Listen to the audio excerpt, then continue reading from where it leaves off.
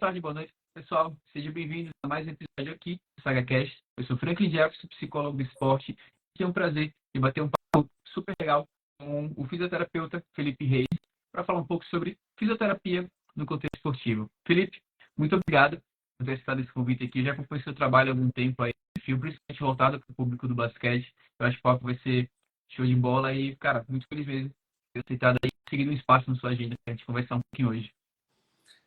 Cara, eu que agradeço aí o convite, fico feliz em poder bater esse papo com você. É um papo que é necessário, na verdade, né? Falar sobre equipe multi, fisioterapia, psicologia, voltada para o esporte.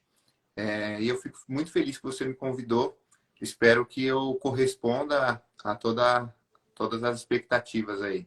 Vamos nessa. Cara, eu acho que a gente poderia começar com uma pergunta básica, que talvez muitas pessoas não entendam a diferença, que qual seria o diferencial da fisioterapia no esporte? Tá. A, a, a fisioterapia esportiva tem 4 pilares, bases que diferenciam a nossa área especificamente das outras áreas da fisioterapia. Uhum. Então, primeiro, a fisioterapia esportiva é uma especialidade reconhecida pelo COFITO, que é o Conselho Federal de Fisioterapia e Terapia Ocupacional. Para que o fisioterapeuta se torne um fisioterapeuta esportivo, ele precisa passar por um exame, uma prova de especialidade e se quiser, pode virar membro da Sociedade Nacional de Fisioterapia Esportiva, que é a SONAF, Legal. né? E os pilares da fisioterapia esportiva são pronto atendimento no esporte, então atendimento emergencial, intervenção propriamente dita, que na verdade é a fisioterapia como a maioria das pessoas conhece. Então a intervenção é a parte onde o físio cuida do atleta lesionado, mas ela não é a única coisa que o fisioterapeuta esportivo faz. Uhum. Então é pronto atendimento esportivo, intervenção, prevenção, que na minha opinião é a parte mais importante da fisioterapia esportiva, e retorno ao esporte. Retorno ao esporte talvez seja, junto com a parte de prevenção, as duas questões mais importantes aí da fisioterapia esportiva. Porque se a gente não tiver se a gente tiver uma prevenção, ok, a gente consegue reduzir muito a chance, a probabilidade desse atleta se lesionar e precisar da intervenção. E quando esse atleta se lesiona e vem para nós, a gente trata. Se a gente colocar esse atleta de volta para jogar, seja na quadra, seja no campo, sem critérios pré-estabelecidos, critérios definidos de retorno ao esporte, a probabilidade dele retornar e se relesionar é muito grande. Eu vou dar um exemplo aqui do futebol, que acho que é o esporte, embora não seja o tema inicial do nosso papo, mas é um esporte que talvez todo mundo mais conheça, né? Aqui em São Paulo, o Paulinho, jogador do Corinthians, ficou afastado quase 12 meses, acho que, se eu não me engano, 9, 10 meses de reabilitação. Ele retornou e nas primeiras partidas ele se lesionou de novo. Então, mais um ano fora. Então, isso para o atleta é muito ruim. Não estou dizendo, pelo amor de Deus, que não foram feitos critérios, não foi feita uma reabilitação bem feita. Não é isso que eu quero dizer. Mas, mesmo com todo o cuidado que a gente toma, isso pode acontecer, né? Então, quando a gente fala de prevenção e critérios de retorno ao esporte, a gente quer minimizar a probabilidade disso acontecer, né? Então, um atleta que ficou um ano fora, praticamente, vai ficar mais um ano fora. Então, é um atleta que provavelmente vai voltar. Quando voltar, não vai voltar no mesmo rendimento, até por causa da idade, 2 anos parado. E para a agremiação é muito ruim, porque paga um salário de um atleta que não está sendo aproveitado, né? Então, acho que, de maneira resumida, esses são os 4 pilares que diferenciam a profissão de fisioterapia esportiva das demais profissões, das demais áreas da fisioterapia. Perfeito. E, Felipe, muito interessante esse ponto, porque realmente é um dado até comum, né? Assim, de atletas retornam de um processo de reabilitação ali e coisa de 6 às vezes ali já estão lesionados de novo. Então, acaba sendo até muito difícil, assim, pegando o aspecto psicológico, já trabalhei com atletas que passaram por isso, cara, muito mais complicado, porque até a própria insegurança do retorno esse atleta acaba aumentando. Sim. Porque passa para a situação de, cara, então beleza, segui tudo, tá bem. Mas voltei, tive outra lesão, e às vezes até uma lesão, tem um atleta que eu acompanho uma vez, que já bem, na verdade. Ele teve uma lesão, acho que no posterior da coxa esquerda, e aí ao retornar, ele teve uma lesão posterior da coxa direita. Foi até em outro, cara, não foi nem a mesma lesão. Então, o tratamento é realmente efetivo, mas ele teve outra lesão. Por esses motivos, assim, um ponto eu acho que me leva muitas vezes, eu percebo uma certa pressão que o atleta tem em voltar a desempenhar com um nível e às vezes isso também causa ansiedade, que também vai causar ali uma tensão muscular e muitas vezes pode ser um dos fatores que pode estar gerando a nova lesão também. Assim, hoje a literatura ela já é bem clara, né? Não é bem clara, mas ela tem dados muito interessantes com relação a aspectos psicossociais, aspectos psicológicos do atleta. Então, por exemplo, um dos critérios de alta para o pós-operatório de ligamento cruzado, que foi o exemplo do Paulinho que eu falei agora há pouco, é um questionário que a gente tem aqui no Brasil, traduzido e validado, que a gente chama de ACL-RSI, que é um questionário de confiança, para saber o quanto o atleta se sente confiante em retornar para o esporte no mesmo nível que ele jogava antes da lesão.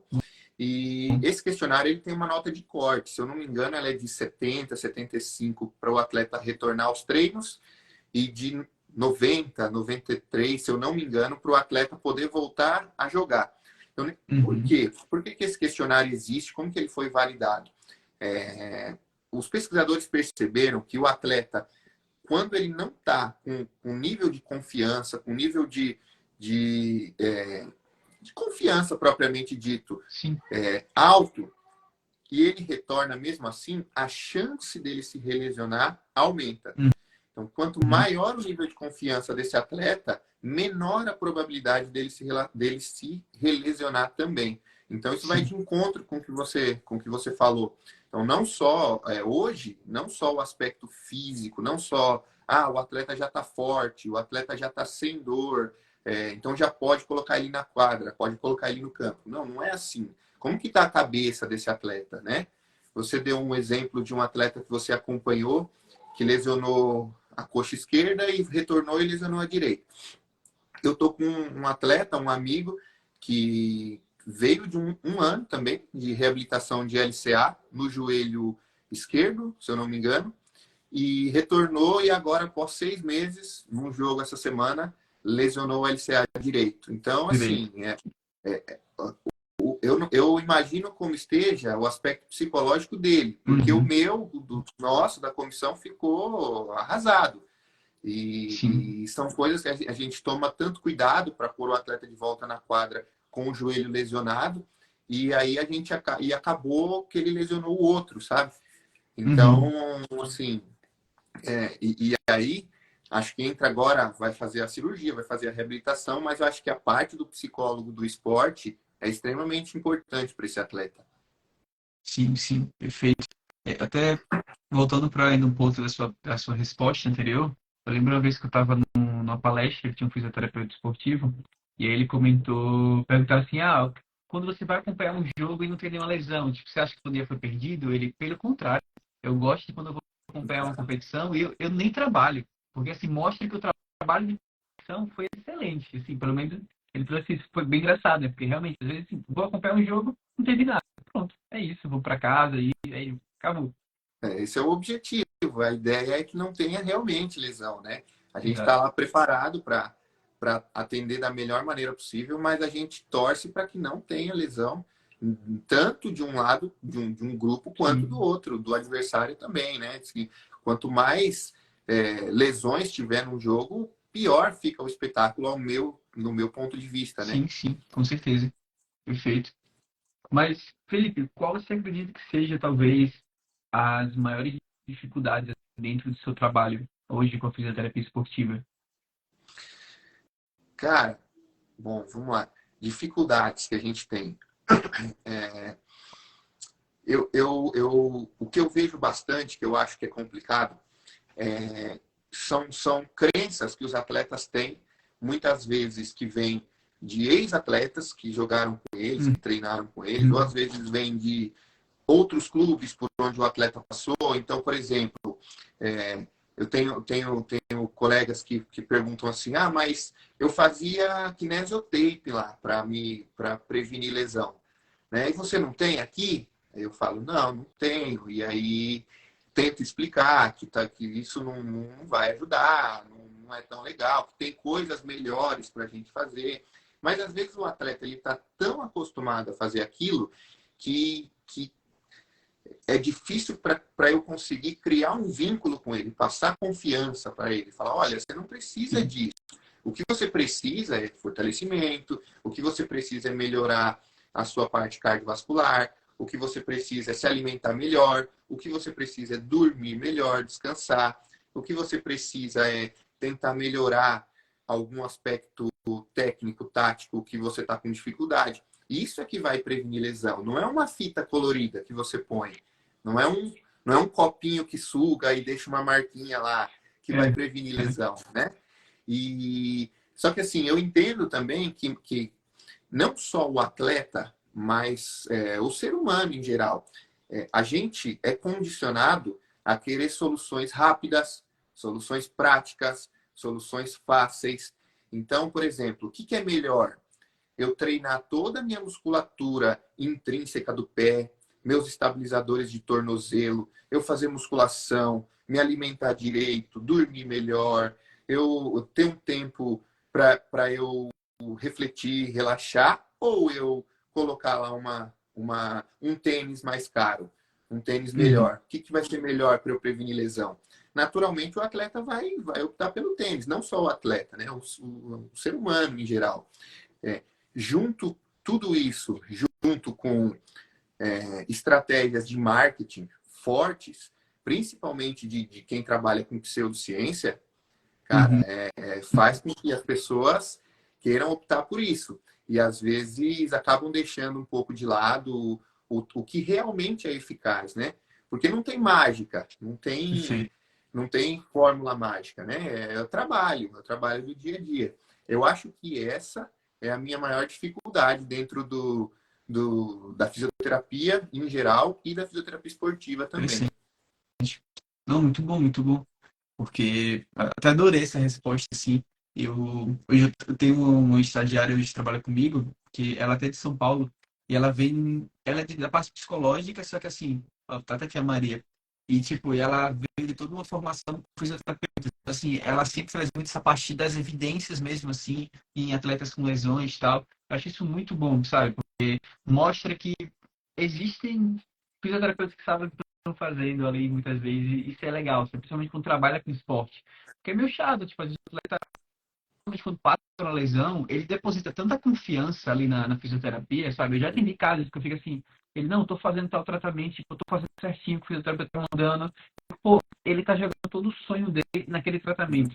E ele tá, se ele estiver fazendo algo que não tem evidência e é meio incerto, você fica, cara, até recente, um atleta que tinha comentado, tava usando alguma coisa de, não sei, algo com não é hidrogênio, Ozônio. ozônio. Era ozônio no joelho. Eu botava injeção e eu fiquei tipo assim, mas eu vi a confiança no olhar dele, sabe? Tipo, pô, eu tô fazendo isso aqui já, daqui a 2 semanas eu tô correndo. Eu, não tá, sabe? E o resto, não, tipo, não tava fazendo o resto, tava confiando no ozônio. E eu fiquei, caramba, é bizarro isso, sabe? Tipo, Você sabe que essa questão do ozônio é que, assim, na verdade, grava, ainda bem que vai ficar gravado, que daqui a algum tempo a gente vai poder usar isso aqui. Se você pegar daqui a 5, 10 anos, ninguém mais vai estar falando de ozônio. Ninguém mais vai estar fazendo isso, né? Mas a gente pode pensar, nossa, isso é bom, né? Então, uma pseudociência, ela vai chegar uma hora que ela vai acabar. Ela vai acabar porque as pessoas vão começar a ver que não funciona, é caro, tem risco, né? Principalmente se você não for um profissional Uhum. capacitado, você faz uma injeção, uma aplicação, um procedimento invasivo, se infeccionar esse paciente, o que você vai fazer? Né? O físio, por exemplo, não tem como prescrever antibiótico para esse cara. Vai ter que mandar a salada que ele fez, para não dizer o que eu queria dizer, vai ter que Uhum. mandar para o médico, né? Sim. Então, isso vai acabar, o ozônio vai acabar. Mas daqui 5 ou 10 anos vai ter outra modinha, vai ter Uhum. outra pseudociência da moda. Quer um exemplo disso? Por exemplo, se a gente pegar, que nem eu já falei, a Kinesiotape, ela teve o boom nos Jogos Olímpicos de Pequim, 2008, se eu não me engano. Uhum. Todo atleta estava lá com a Kinesiotape, né? Foi criada Classiquinha. lá na Ásia e tudo mais. Depois de 2008, o mundo, todo mundo usava a Kinesiotape. Todo atleta, Uhum. se não fosse atleta de final de semana, todo mundo estava com a Kinesiotape. Ninguém Uhum. nunca tinha parado para ir lá e pesquisar, falar, olha, funciona mesmo? Qual o tamanho Uhum. do efeito? Né? Se funciona, é melhor do que o que a gente já tem hoje? Ninguém tinha feito, ninguém se preocupou em fazer isso, né? Quando foram pesquisar, alguns grupos, inclusive aqui do Brasil, pesquisaram principalmente sobre dor lombar, a gente começou a Uhum. ver que não tinha efeito nenhum. Não tinha efeito nenhum. Não era melhor do que placebo, era exatamente igual, né? E isso, aos poucos, começou a cair em desuso. Então, se Uhum. você comparar hoje como é a aplicação de kinesiotape e como era em 2009, 2010, 2011, você vai ver que caiu muito, né? Eu me Sim. lembro Quase como se não vê fosse mais. hoje. Eu me formei na Unicid. A Unicid, o professor Leonardo Costa Que massa. professor, foi coordenador de mestrado lá na Unicid, Uhum. e a gente tinha aula com ele, algumas palestras e tudo mais. Eu me lembro, o Léo, ele foi convidado pelo Comitê Olímpico Internacional para fazer um levantamento, uma pesquisa que já foi, inclusive, publicada, para Uhum. fazer um levantamento de todas as lesões de todos os esportes durante as Olimpíadas do Rio. Que E massa. após as Olimpíadas, ele deu uma palestra para a gente lá, falou dessa experiência, como que foi e tudo mais. E eu me lembro que no Rio, o Phelps apareceu numa prova com as marcas da Ventosa. E o Léo Ó, falou moda. assim para mim. O Léo falou assim para mim. Eu aposto com você o que você quiser, que daqui 3, 4 meses vão ter vários cursos de ventosa com vários especialistas em ventosa. Que ninguém vai perguntar para o especialista em ventosa onde foi que ele fez o curso de formação dele, quais são as evidências. Ninguém vai Uhum. perguntar. Todo mundo vai lá e vai fazer, porque apareceu lá no Phelps. Então, o que eu quero dizer com isso? O marketing ele é muito mais acessível, ele é de fácil acesso para a população, ele é muito mais fácil da população consumir do que um trabalho científico. Né? Então, profissionais de saúde têm dificuldade de ler um trabalho científico. Muita gente tem dificuldade de entender efeito de Uhum. intervenção, de ler um gráfico de meta-análise, de entender os confundidores. Muita gente tem essa dificuldade. Mas o marketing não, o marketing é persuasivo. Então, por exemplo, se a gente pega o ozônio, que é a moda no momento, né, quem são os propagadores? São as influencers, são Uhum. as marondeiras lá do Instagram, são as Uhum. cantoras famosas que postam lá no story, Sim. eu fiz, é muito legal, é muito bom. Aí todo mundo quer fazer. Uhum. Ninguém vai perguntar se isso é bom, se isso é ruim, se isso é melhor do que fazer dieta, se isso é melhor do que fazer. Uhum. Ninguém quer saber. Todo mundo quer fazer o que a blogueira está falando. E esse é o que dói no nosso coração, porque às vezes o paciente não tem culpa. Foi o que você falou Sim. do seu paciente do ozônio. Ele deposita confiança, ele deposita dinheiro, é o recurso que ele tem. Às vezes eu costumo falar com alguns colegas ou com alguns amigos, pacientes, eu sempre falo, olha, você se coloca nesse lugar. Você imagina que você, sei lá, seu filho, seu pai, sua mãe ficou doente, você tem um pouco de dinheiro guardado e você pega sua mãe e você leva lá, você dá sua mãe para eu cuidar, me paga todas as suas economias e eu estou recebendo isso e estou entregando um tratamento que eu sei que não funciona, né? Imagina a situação.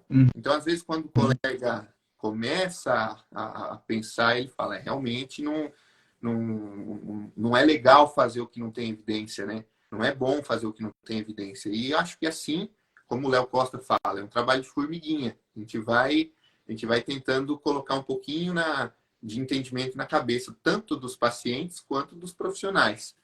Perfeito. Não, excelentes colocações, assim, acho que você falou tudo e realmente, né, tem que ter cuidado com essas modinhas, porque é um atleta, alguém de grande mídia aparecer com aquilo e, tipo, todo mundo vai usar sem nem perguntar se é certo, se deveria ou não, se realmente tem um efeito melhor do que outro tratamento que já é utilizado, não. Simplesmente vão fazer porque é modinha, né? Sim. Sendo um problemática. E eu queria estar puxando agora um pouco para o assunto do basquete, né? Para a gente estar falando aqui. Até porque hoje você trabalha com o Mogi, que é uma equipe realmente de reconhecimento nacional. E eu queria já começar assim, cara, dentro do basquete, assim, quais são as lesões mais comuns de acontecer? E um ponto importante, acho que até para o público normalmente que me segue mais, é uma galera mais do esporte, tem muita gente do basquete também, que cuidados as pessoas podem ter para evitar essas lesões, né? Eu vejo que muita questão de joelho, tornozelo também acaba sendo comum, pulso algumas vezes, mas que dicas podem ser dadas também, assim, de cuidados de prevenção para quem acaba não tendo suporte ali com o fisioterapeuta, né? Tá. Isso é. A sua pergunta é a pergunta do milhão, é a mais interessante, assim. Então, assim, as lesões mais comuns do basquete geralmente são lesões de membro inferior. Então, as áreas mais acometidas são o tornozelo, como você falou, e o joelho. A lesão em si mais comum é a entorse, a torção do tornozelo. E eu acho isso que você me perguntou é super interessante. Por quê? Porque isso acontece em todos os esportes, né? Uma vez que a gente tem uma lesão que é muito comum, muito prevalente, toda a federação, todas as agremiações vão tentar utilizar estratégias para prevenir essa lesão, né? Então, se eu tenho uma lesão que é muito comum e afasta meu atleta, seja por um dia, por um mês ou por um ano, eu quero prevenir que meu atleta tenha essa lesão e manter ele na quadra durante todo o campeonato, se possível.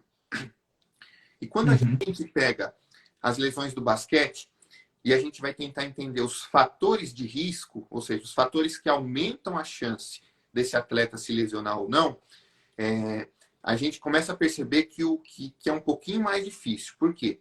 Quando a gente fala de entorse de tornozelo no basquete especificamente, a gente pensa em uma lesão que não necessariamente é traumática, não necessariamente tem um contato do adversário comigo para que eu me lesione. O mecanismo de trauma, o mecanismo de lesão mais comum para entorse de tornozelo no basquete é o salto e principalmente a aterrissagem, na hora que o atleta cai. Muitas vezes isso é muito difícil de prevenir. Por quê? Sim. Porque geralmente o atleta, quando ele, por exemplo, ele vai subir para fazer uma bandeja. Sim. Quando ele vai subir para fazer uma bandeja, geralmente vai ter um adversário tentando marcar ele para que ele não faça a bandeja. Sim. E aí, quando ele cai, geralmente ele é muito comum isso acontecer, dele cair e pisar no pé do adversário e torcer. E aí? Entendeu? Nossa. E vira o Sim, pé. sim. Então, Tem isso controle, né?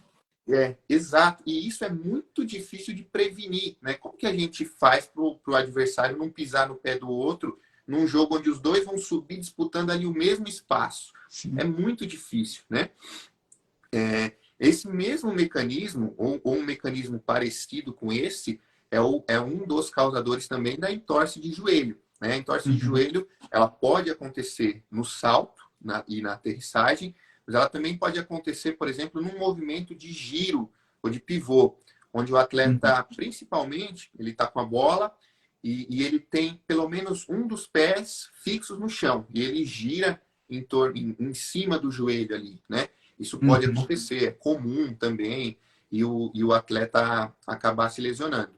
As lesões de membro superior, lesão de punho, né, lesão de ombro, geralmente elas podem ser causadas ou por trauma, ou por overtraining, excesso de treino, ou trauma direto, excesso de treino, ou por queda. O atleta caiu, bateu ali o braço, bateu o ombro, deslocou, e tudo mais. Dentre esses fatores de risco, a gente tem aí algumas estratégias para tentar prevenir, tentar evitar essas lesões, tá?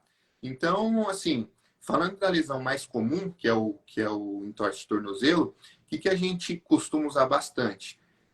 O que a gente chama de órtese profilática, ou, traduzindo mais para a língua do esporte, é a famosa botinha de tornozelo, que a gente faz com os esparadrapo.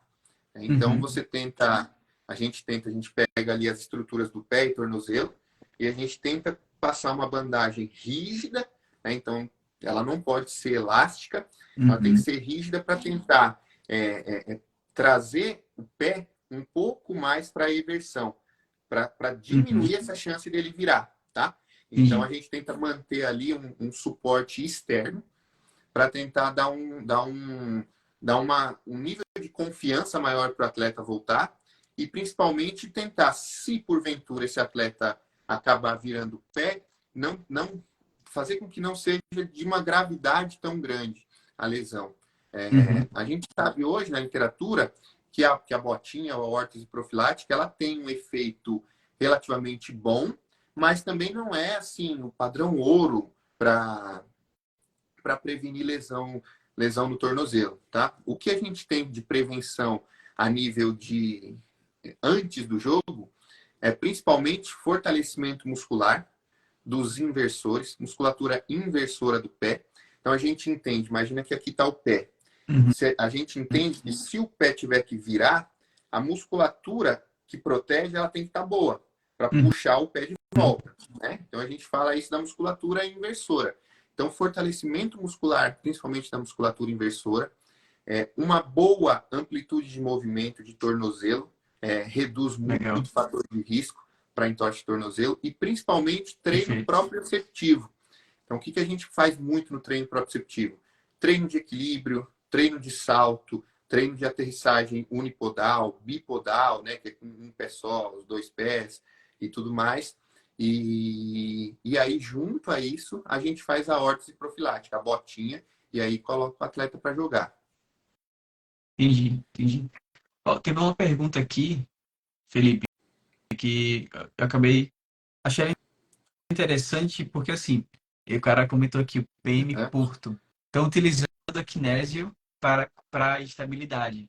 Hoje já tem essa cola e tal, fica mais prático ali. Por exemplo, você falou agora do tornozelo, né?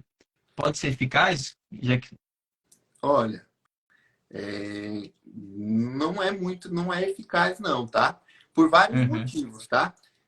Quando a gente pensa na cola em si, eu acho que ele quer dizer o seguinte, porque aqui no Brasil a gente tem dois tipos de esparadrapo.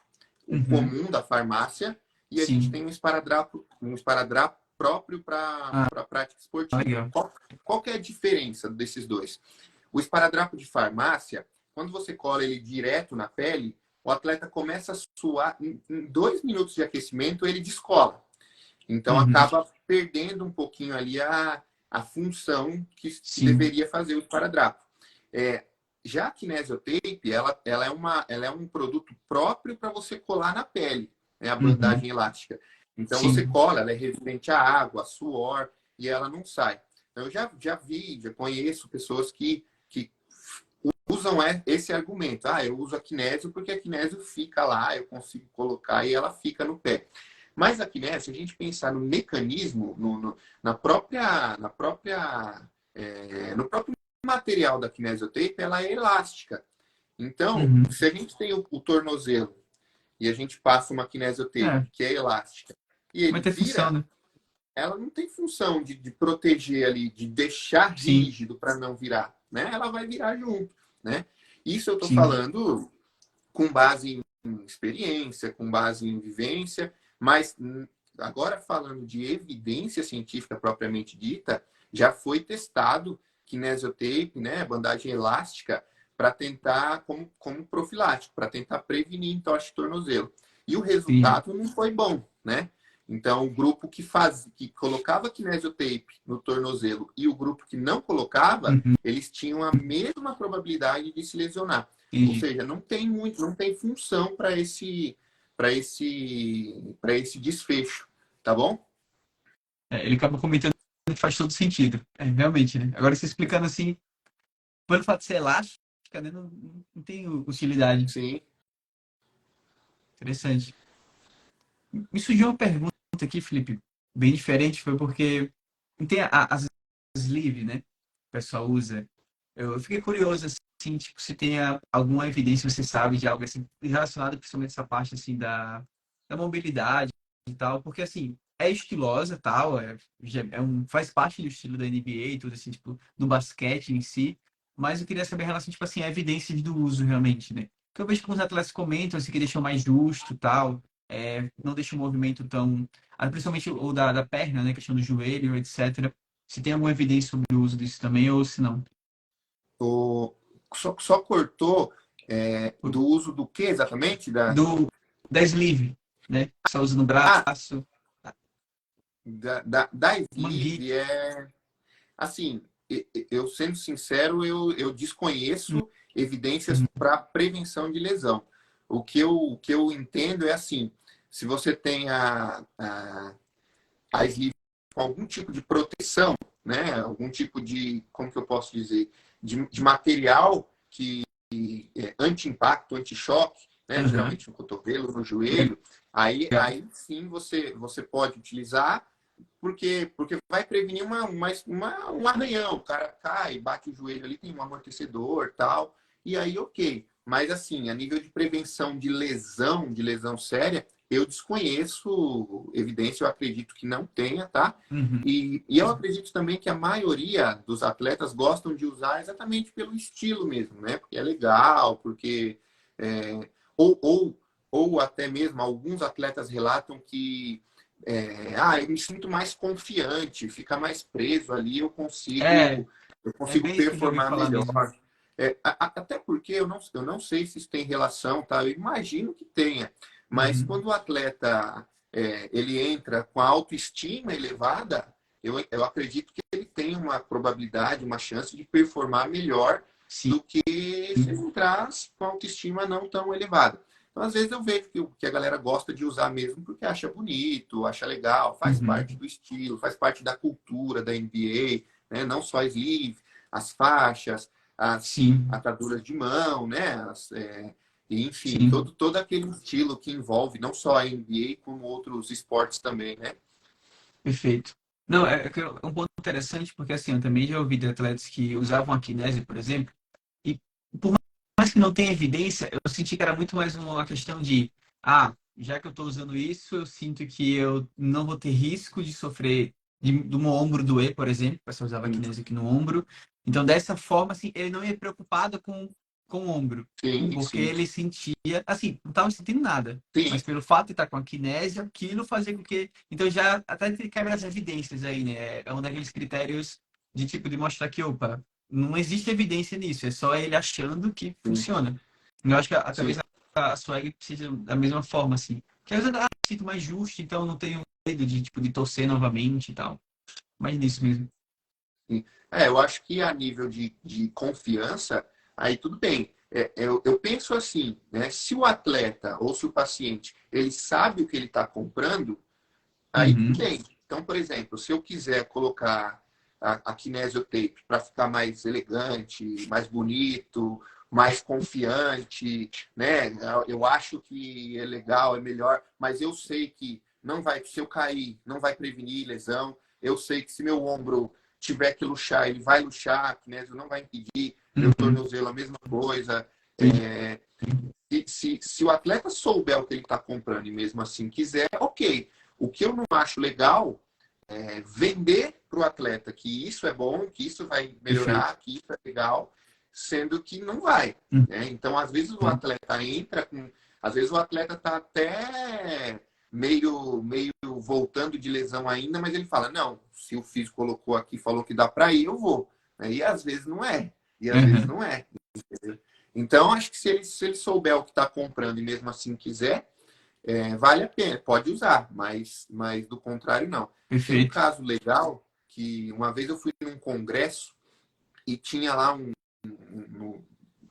um stand que estava vendendo várias bandagens, né? Então tinha Uhum, esparadrapo, tinha bandagem coesiva, tinha algodão, bandagem de algodão, tinha todo tipo. E dentro delas tinha, no meio delas lá, tinha kinesiotape também.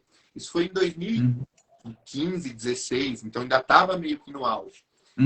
E aí eu lembro que um cara, um colega que estava no stand, ele estava falando, não sei o que tal, no clube que eu trabalho, a gente só compra kinésio dessa cor, que é aquela meio que cor de pele, sabe?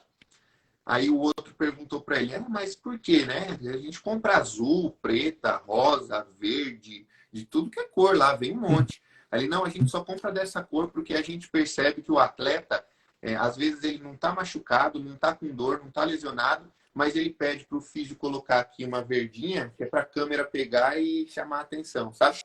Então, acho que vai muito disso também, né? O atleta querer se sentir bem com a pseudociência, mas não tem muito a ver com o tratamento também.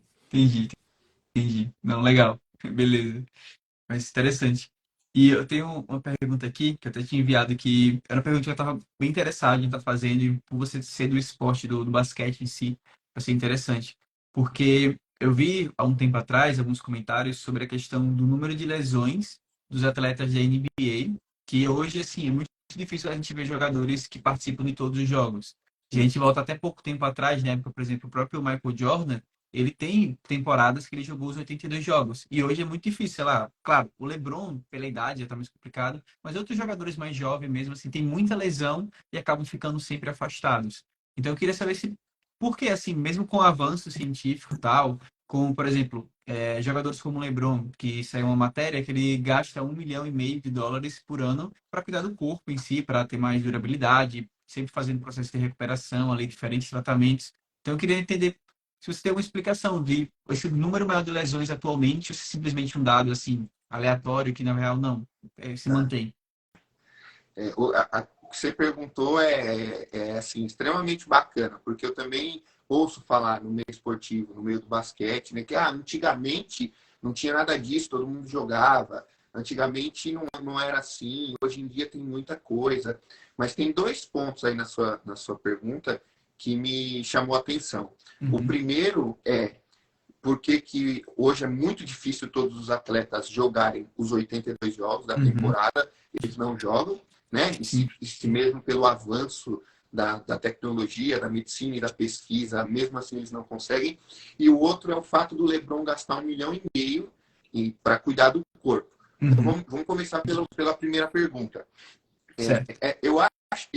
Assim, não existe uma resposta única, entendeu? Então não existe um fator único que faz antigamente os atletas jogarem mais e hoje jogarem menos. É uma série de fatores que aconteceram entre os anos 80, para os anos 90, para os anos 2000, 2010 e 2020, que é onde a gente está hoje. Então, muita coisa foi descoberta. Então, por exemplo, muita coisa mudou, por exemplo, técnica, tática evoluiu. Então, o jogo hoje é mais intenso, é mais pegado, né? Uhum, Do que era antigamente. Não que antigamente não fosse, mas sim, hoje, sim. acredito que justamente pelo fato dos atletas serem muito mais fortes, muito mais preparados, o jogo é mais pegado também, né? Uhum, Outro ponto que é interessante é o seguinte: antigamente a gente tinha menos métodos diagnósticos. uhum, Então, por exemplo, lesões como síndrome do impacto femoroacetabular, pubalgia, são lesões que a gente começou a falar a partir dos anos 2000, por exemplo. Antes disso, uhum. ninguém sabia o que era. Às vezes o atleta sentia dor, mas ninguém sabia o que era, ele tomava o analgésico e jogava. E Né? vai. Não era considerado lesionado. Né? Uhum, Hoje, com o avanço da tecnologia, a gente consegue fazer um diagnóstico e falar, opa, melhor você segurar algumas semanas, alguns jogos aí, para isso não piorar. Quando a gente pega também os atletas daquela época, a gente vê esses atletas hoje, eles têm uma condição de saúde muito ruim. Né? Então a gente uhum, vê, por exemplo, né, o nosso saudoso Pelé, que faleceu há algum tempo atrás, ele, antes de falecer, ele vivia com o corpo detonado, prótese de uhum, quadril, dos dois quadris, né? Você pega, por exemplo, o goleiro Marcos, ele às vezes vai nos podcasts, ele fala que parou de jogar por conta de dor. A gente pega hoje também o próprio Luís Soares no Grêmio, essa é uma notícia que ele quer se aposentar porque não aguenta de dor e tudo mais. Mas, assim, ao meu ver, o fato que mais contribuiu para que o atleta não jogue tanto quanto antigamente é exatamente pelo avanço da medicina. Então, hoje, por exemplo, a gente tem a medicina preventiva. Então, o atleta ele joga com aquele GPS, ele consegue medir, existem formas na NBA, na CBF, de você medir o nível de fadiga, de estresse desse atleta. Hoje a literatura ela nos dá valores base de assim, olha, esse atleta ele pode chegar até aqui, depois daqui ele tem uma chance maior de se lesionar. Então joga com ele até aqui, deu aqui você tira, dá um repouso, né? E justamente essas são estratégias para você, estratégias fisiológicas pautadas na fisiologia para você diminuir lesão nesses atletas, né? Então, por exemplo, se você pega, vou dar um exemplo do futebol, a lesão mais comum é a lesão muscular, um estiramento muscular, né? Essa é a lesão mais comum. E uma das causas do estiramento muscular é justamente a fadiga, o cansaço, a falta de força do músculo. Lógico, atrelado lá a má hidratação, má nutrição, mas era uma lesão que acomete muito o atleta. Então, como que eu faço para prevenir? Eu estresso esse atleta e agora eu dou repouso para ele. Se eu passar daqui, ele vai se lesionar. E isso faz com que o atleta jogue menos. Eu imagino que na NBA seja a mesma coisa. Os clubes grandes tenham esse monitoramento. Imagino não, tenho certeza que eles têm todo esse monitoramento, né? Então, eu acho que esse é o fator primordial para que o atleta não jogue todos os jogos da temporada. A gente vê, inclusive, na mídia, ó, ele está sendo poupado para o playoff, ele vai ser poupado para tal jogo, né? Então, ali, o que é o poupar? Eu não vou colocar ele para ele não se machucar esse jogo, porque ele quer que ele jogue o outro, né? E por aí vai. Agora, um fato interessante que eu não sabia, tá? Você que me falou, é que o fato do LeBron gastar cerca de 1 milhão e meio para cuidar do corpo.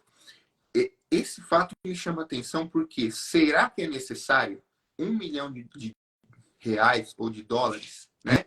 Então a gente volta no começo do nosso papo lá. Com o que ele está gastando? Será que ele está gastando com o que é baseado em evidência, com o que realmente funciona? Eu não estou dizendo isso. Eu não estou dizendo assim que não funcionou até aqui para ele. Mas às vezes eu vou te dar um exemplo. Eu não sei se isso é verdade, tá? Só vou te dar um exemplo aqui. Ele gasta 100 mil lá com alimentação, com a nutricionista, mais 50 mil com musculação, mais 100 mil com médico, mais 50 com fisioterapeuta, mais... Deu 400 mil lá. E ele gasta mais 200 com ozônio, mais 180 com kinésio, mais não sei quanto com homeopatia. E se eu for ficar falando aqui, vão derrubar nossa live aqui, vão protestar. Entendeu? Mas assim, o que eu quero dizer, ele gasta muito, mas será que ele gasta certo? Entendeu? Será que ele gasta certo? Às vezes ele gasta 1 milhão e poderia estar gastando 150, né? Esse é o ponto que eu quero chegar. Outros atletas que talvez não gastem 1 milhão, 1 milhão e meio, também não se lesionam, né? Pode ser que não se lesionem também, né? Se a gente for pegar de todos os atletas da NBA, né? Eu acredito que vão ter muitos atletas com o mesmo nível, o mesmo índice de lesão dele, ou até melhor, ou pior, enfim. Então, será que tudo isso é necessário, Gastão? Isso. Entendeu? Porque assim, que tratamento é esse que ele tem, que só ele tem, que custa tão caro, né? Esse é o ponto. Se ele falar na mídia, amanhã vai ter vários especialistas, vão ter vários vendendo também o mesmo tratamento do LeBron. Ninguém sabe se é legal ou não, mas vão ter vários. Não, foi até... Vou trazer um exemplo assim da parte, não psicológica, mas assim, da parte mental, né? Há um tempo atrás criou a modinha, você deve ter visto, obviamente, ele acordar e tomar um banho gelado. por causa do Ah, gelo do teto, porque isso ativava o seu cérebro e falava para o seu cérebro que ele iria funcionar em alta performance. Cara, pelo amor de Deus, tipo, até lembro uma vez que eu fiz com um atleta, tipo, que ele tava com dificuldade de acordar para os treinos e tal. Aí eu falei, não, cara, tipo, você acorda e aproveita e toma um banho gelado, assim. Tipo assim, eu falei naturalmente, não por nenhum motivo específico. Só falei, toma um banho gelado pra sim. dar uma despertada. Aí ele, cara, eu moro aqui, tipo, no Rio Grande do Sul, mano. Tá 2 graus hoje. Você acha que eu vou tomar um banho gelado? Você é louco, é? Tipo, não existe isso, pô. Tipo, então, assim, e até hoje tem até alguns atletas que ainda falam, não, acorda, toma um banho gelado, porque isso faz com que meu cérebro funcione melhor. Eu disse, mano, pelo amor de Deus, toma um banho com água normal, com água quente aí, tranquilo, relaxa. Tipo, não é o banho que vai fazer você performar Claro. mais. Né? E essas coisas popularizam demais, assim. E Sim, depois vai muitos anos para a gente explicar que isso não não é tem evidência melhor do que tomar um nenhuma. banho normal, entendeu? Isso Sim. não vai te fazer melhor, não vai melhorar nada. Esse é o grande problema que eu falei lá na sua primeira pergunta. Qual que é o Uhum. grande problema? São as fake news da ciência. Como que a gente consegue desmistificar algo que já é tão popular, né? Uhum. É, e isso é difícil, né? Então, e assim, para popularizar essas coisas, precisa disso aqui, ó, é muito rápido. O É cara o que Lebron vende, o mesmo cara, falar o que usa. então, e o cara que vende, ele tem todo um mecanismo completamente plausível que ele explica, não, porque quando cai a água gelada, o cérebro ativa um mecanismo que vai gerar uma reação e não sei o que e tal. É 4 E palavras quem difíceis já era. acabou. E aí vai a gente falar, não, cara, não precisa, tal. O cara bate na gente às vezes, de tão apaixonado que ele é pelo banho É. gelado, é tão defensor. Não, esses dias eu descobri uma tal de microfisioterapia. Não pesquisei para entender o que é ainda. Não Eu não pesquisei pesquise, não para pesquise. entender. Eu Tá. vou pedir, por favor, não Não, assim, pesquise.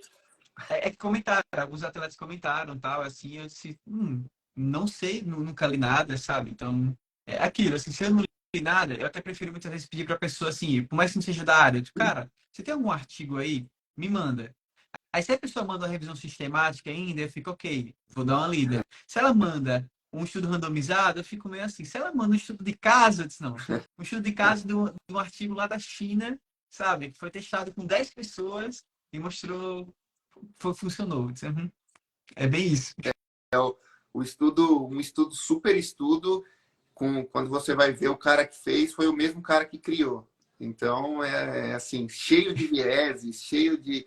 Cara, de todas as pseudociências da minha área, essa é a mais, assim, absurda de todas. A É nova, é a microfisiologia. moda nova, assim, é a modinha recente, né? Você sabe que não? Você sabe que isso não é tão novo, não. Quando eu estava na graduação, eu Uhum, lembro que meus professores já falavam para a gente nunca chegar perto disso, sabe? Então, eu acho que já é antiga, né? uhum. Tem um ponto que é interessante em algumas pseudociências. Se eu estiver falando muito, você pode me cortar Não, aí. não, tá legal, estamos aí, estamos no fluxo. Tem um ponto que o brasileiro, assim, pseudociência tem no mundo todo. Uhum, Mas no Brasil é um pouco mais aflorada, assim. As pessoas são interessante. defensoras de algumas coisas, né? No SUS, por exemplo, tem homeopatia no SUS, né? Sim, Tem pseudociência no SUS, financiados com o nosso dinheiro. Ou seja, o SUS não tem cara, dinheiro para o que presta, mas para o que não tem, presta, tá lá. só as PICs, né? Tipo, as terapias integrativas. Cara, Isso. tem umas paradas lá, tipo, por exemplo, de constelação familiar. Não sei se já Eu ouviu falar. já. Cara, é igual sobre que eu fiz a terapia. Mano, nem pergunto o que é. Porque se tem gente que defende aquilo, sabe? Tem gente que já veio discutir comigo porque eu comentei. Não, isso não tem evidência. A pessoa, não, mas isso funciona. A pessoa fala que não tem evidência. Calma. Entendeu? Tipo, defende como não, isso mudou minha vida. Assim, ô Não, louco, eles, calma. eles defendem de uma maneira que é surreal, assim. É tipo uma Uhum. seita, sabe? É tipo uma religião mesmo. Perfeito, perfeito. E assim, tem no mundo inteiro, mas no Brasil na minha opinião, tem um agravante. Porque o brasileiro, ele tem um complexo de inferioridade. Uhum. Então, assim, é, ah, é, essa técnica, que nem, eu acho que a microfisioterapia, ela vem da França. Ah, essa Uhum. técnica foi um francês que criou. Nossa, já passa uma autoridade, porque veio da Europa a técnica, não é uma técnica qualquer. Ela pegou um Uhum. navio, um avião, veio, atravessou o oceano, chegou aqui, entendeu? E só que Uhum. assim, a gente não sabe que na França, por exemplo, fisioterapia é um curso tecnólogo, não desmerecendo o Sim, curso sim. tecnólogo, mas assim, a formação deles lá é muito inferior à nossa aqui, entendeu? Na Interessante. França, Sim. na Alemanha, né? As pseudociências vêm todas de lá, né? A história da medicina germânica, ela é engraçada, porque assim, como que surgiu? Na Alemanha tem uma cultura das pessoas serem muito frias, muito pouco Uhum. comunicativas. Não é igual o brasileiro que conversa, que abraça e tudo mais. E Uhum. isso fazia com que as pessoas que iam procurar tratamentos médicos e às vezes tinham doenças catastróficas se sentissem um pouco acolhidas pelo médico, pelos profissionais. E aí o que o pseudocientista faz?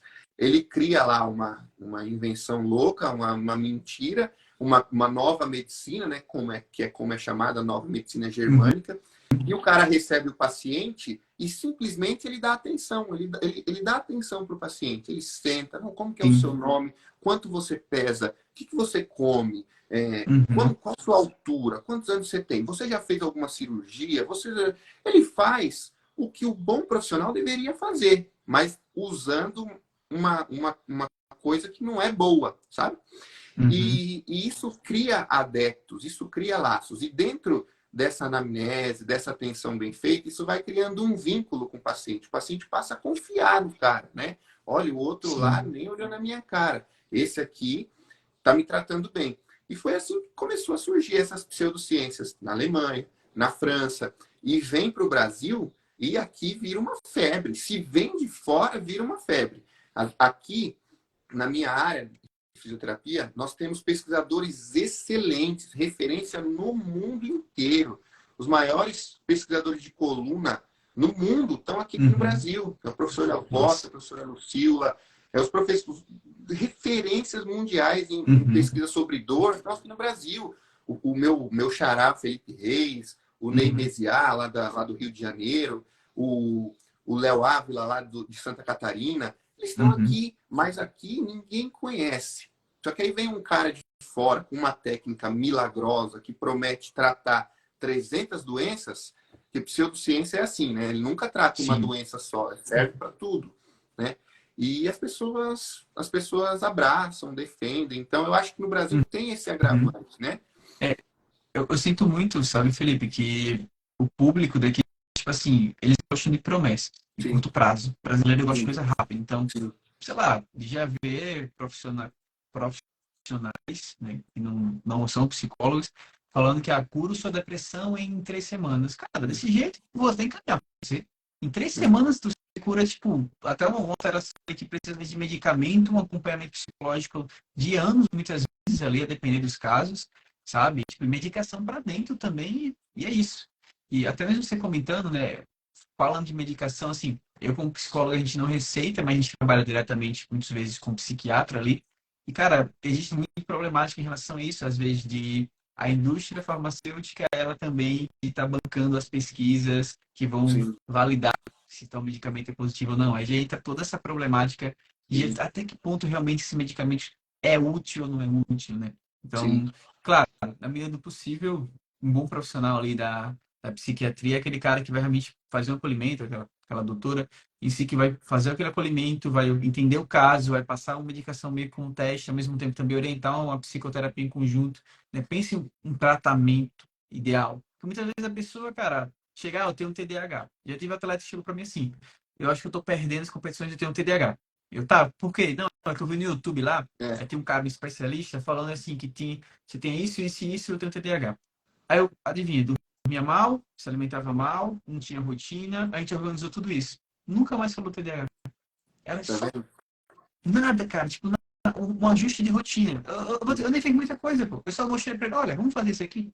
Eu dei até meu trabalho até foi fácil nesse momento, porque eu disse, Sim, cara, não era isso, sabe? Aí a pessoa chega, mas é bom quando ela chega pelo menos, sabe? Tipo, ela chegou em mim ainda foi um ponto positivo. Mas o problema é quando ela não chega e fica nessa que eu tenho TDAH e vou pegar a medicação do meu amiguinho e vou começar a fazer esse tratamento aqui aleatório, tratamento, né? Que encontrou que vai resolver meu TDAH em 3 dias. É complicado demais. Até o diagnóstico tem que ser fácil, né? Eu vi no YouTube Uhum. e já me autodiagnostiquei. Nem preciso mais do profissional para saber o que eu tenho, né? É É complicado. isso, é exatamente isso que você falou. E o TDAH hoje é moda, né? Todo mundo tem TDAH hoje em dia. Todo mundo fala que tem TDAH. Cara, Não assim, que todo mundo ó, tenha. As se pessoas não, se sim, autodiagnosticam, né, com exato. TDAH. Assim, existem mal diagnósticos também, tá? Apressados muitas vezes, mas é o ideal, assim, quando a gente pega a criança, adolescente, que a gente começa ali no diagnóstico cedo e tal, e faz um tratamento, provavelmente se a pessoa não precisa de medicação, assim, vai viver muito bem na vida adulta, tá? Não que o adulto que é diagnosticado não consiga, mas é mais complicado. Só que, assim, a Sim, prevalência, assim, por estudos é 4%. Então, assim, se a gente botar 100 pessoas, 4 realmente têm TDAH. sim. Pergunta na rua, para 100. Cara, é tipo, primeiro critério, você esquecer coisas. Aí 99% das pessoas. Aí segundo critério da infância, aí mais uns 70%. Então, tipo assim, quando vai cortando, o ideal é que sobre 4, Sim, né? Mas na real, sim. perguntando assim, na clínica chega uns 10. Pô, não, tem TDAH. Tá bom, então vamos avaliar. E quando vai vendo, a pessoa tem é um ajuste, outro aqui e tal, e a pessoa, realmente acho que eu não tenho. Mas é que eu tomava um remédio homeopático lá, É. que, não. Cara, só um relato aqui. Uma vez minha avó, eu ri muito, é porque ela adora pseudociência TikTok, né? E Uhum. tem essa problemática.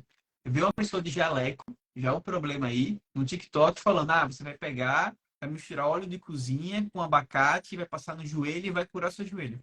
É bem isso, assim, as coisas hoje em dia. Né? TikTok tá nesse nível. Exatamente. Aí ela foi no. Cara, eu fico até preocupado, sabe, muitas vezes, em como conseguir explicar para, principalmente pessoas idosas, pessoas que não têm muito acesso à informação, porque, como você mesmo falou antes, profissionais que às vezes passaram pela graduação, não têm dificuldade de ler um artigo científico ali, de saber identificar isso, quando a gente traz para essa questão de uma pessoa normal, no dia a dia, que ela não vai se preocupar se você ela vai chegar lá em você, fisioterapeuta, tem lá uma plaquinha. Cara, o que você dizer que é isso, ela vai fazer isso. Ela não vai Sim, questionar o profissional, né? A gente tem essa cultura de não vai chegar no médico, não, cara, eu discordo de você, que você está sim, passando. É meio complicado tudo isso, né? sim, sim. Essa passividade também, ela não é tão boa, né? Hoje, Uhum. com certeza você conhece, hoje na nossa área, tanto na fisioterapia, na medicina, na área da saúde como um todo, Sim, se preconiza que a gente tome a decisão compartilhada. perfeito. Então, é, às vezes, isso eu já ouvi alguns relatos da galera que não gosta da decisão compartilhada. Porque, assim, qual que é o correto? O que o profissional tem que fazer? Falar, olha, você foi diagnosticado com essa doença, a gente tem aí, sei lá, 3, 4 caminhos para a gente fazer de tratamento. Então, o primeiro, sei lá, é cirurgia, vai ser assim, assim, assim, você vai gastar tanto, Uhum. tanto e tanto, você vai ficar tanto tempo de recuperação, a probabilidade de você ficar bem é alta e tal, tal, tal. Uhum. Mas a segunda é fisioterapia. Você vai gastar tanto, tanto, tanto, você vai ir tantas vezes por semana, lá o físico vai decidir, você também vai ficar bem, a probabilidade é alta, a outra Perfeito. é medicamento e tal. E aí, que você prefere, né? E a galera não gosta muito disso, porque a galera é exatamente o que você Uhum. falou. Eu chego no consultório já te dando o meu diagnóstico. Então, olha, eu tenho Uhum. TDAH, toma aqui o TDAH para você e você resolve para mim. Eu não Exato. quero me preocupar em fazer nada.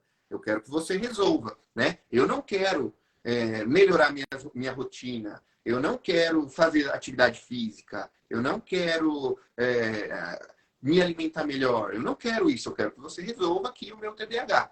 E para tomada de decisão compartilhada, isso é muito ruim, porque às vezes você vai e aí fica mais suscetível a cair no charlatanismo, porque aí Sim. se eu sou um charlatão, eu vou falar para você, olha, você tem, então você vai fazer isso e acabou. E eu te vendo e acabou. E se você não ficar bem, eu vou falar que você não fez o tratamento direito, não tomou remédio direito, não foi na fisioterapia quando tinha que ir, Exato. né? Faltou, chegou atrasado e tal. Claro que não vai melhorar, mas a culpa não é Sim. minha, né?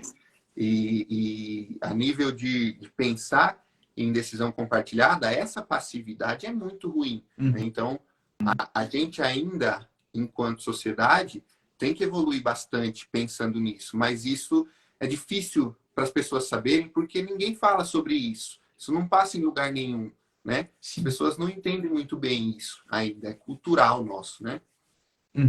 Perfeito, perfeito. É uma complicação assim, muito grande, porque, por um lado, o profissional quer entregar o que está sendo pedido e às vezes quer entregar aquilo que ele tem domínio, né? Porque é difícil o profissional assumir que, ok, eu não sei resolver isso no caso, mas vamos aqui, vamos fazer o que eu sei. É complicado, né? Porque até mesmo na questão da prática baseada em evidência tem isso. Beleza, qual é a melhor evidência? Mas eu tenho aptidão clínica para seguir esse protocolo? Eu tenho treinamento específico para isso? Não. Ah, então eu vou botar aqui a melhor opção porque é que eu sei fazer. Complicado. É complicado. Vamos encaminhar, né? Isso é bem complicado também, né? Dentre esses critérios, esse tripé da prática baseada em evidência, né, que é o que você falou, a preferência do paciente, né, na decisão compartilhada, a minha aptidão clínica, né, e a maior evidência disponível, apesar desse modelo ainda ser complexo e complicado, ele ainda é o melhor, é melhor do que os outros, né? Então, ainda é melhor, usando o exemplo que você deu, de eu usar a quinta opção, a quarta opção, do que usar uma opção que não está dentro desse modelo, né? De eu usar uma Com homeopatia, certeza. Não. sei lá, entendeu? Indiscutível, indiscutível.